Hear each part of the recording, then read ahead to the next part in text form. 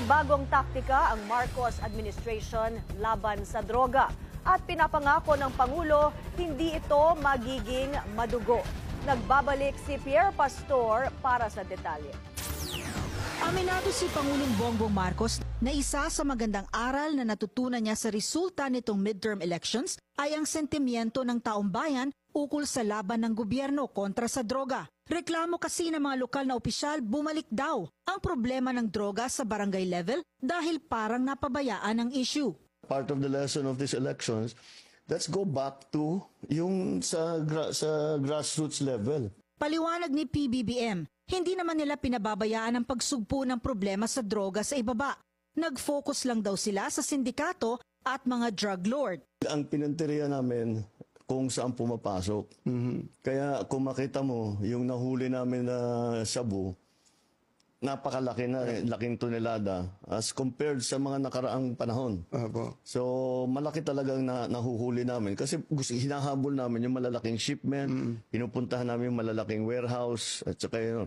Pero ang pinakamahirap doon ay buwagin yung sindikato. Dahil ang sindikato kasama na dyan yung police, kasama na dyan yung local government. Ang laking pera talaga nila, ang dami nilang pera. Kaya kahit sa'yo, yung mga judge, kaya nilang bilhin lahat. Para prosecutor, kaya nilang bilhin lahat. Walang panama yung sweldo nila sa gobyerno doon sa binibigay ng mga sindikato. Kaya yun ang binubuwag namin, yun ang pinaka-importante. Ngayon, hindi na namin binigyan ng atensyon yung nasa baba. So, dahan-dahan bumabalik kasi sabi ko yung operation natin, kailangan malaking seizure. Kailangan malaki. At saka nakakahuli tayo ng mga drug lord talaga. At saka nakakasuhan natin at naikukulong natin. Taktika ngayon ng gobyerno, sabayang atake laban sa malalaking operasyon ng mga sindikato at pagsugpurin sa mga barangay level, tulad ng mga drug pusher at small drug offenders. May mahigpit ding bili ng Pangulo sa mga magpapatupad ng operasyon.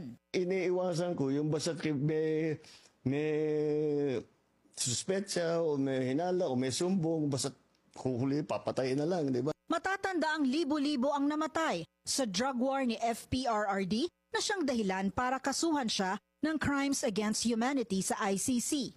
Agad namang ipatutupad ng PNP ang direktiba ng Pangulo gamit ang Barangay Anti-Drug Abuse Council o BADAC. Ayon kay PNP Public Information Officer Colonel Randolph Tuanyo, tumaas ng 3 doble ang mga drogang nakumpiska ng mga otoridad sa unang 3 taon ng Marcos administration, kumpara sa kaparehas na panahon noong panahon ni dating Pangulong Duterte. Mula July 2022 hanggang May 17, 2025, umabot sa